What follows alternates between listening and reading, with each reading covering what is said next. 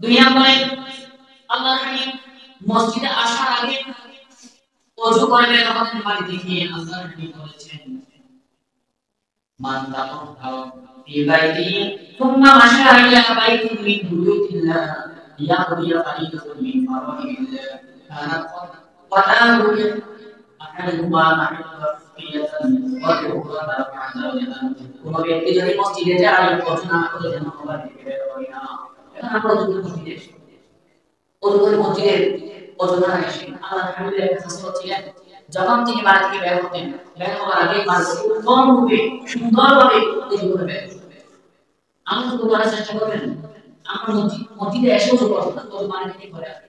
ওযু বাড়ি থেকে করার কারণে কত আমল হয়।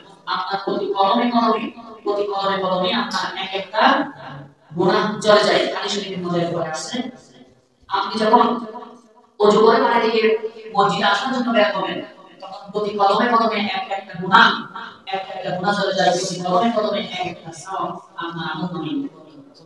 এগুলো হচ্ছে আমাদের গুনাহ, এগুলো আমাদের গুনাহ। শুধু ওযুটা করে বের হতে হবে, এক একটা কদমে এক একটা পাপ চলে যায় আমলনামায়। আমলনামার মধ্যে এক একটা কদমে এক একটা সওয়াব।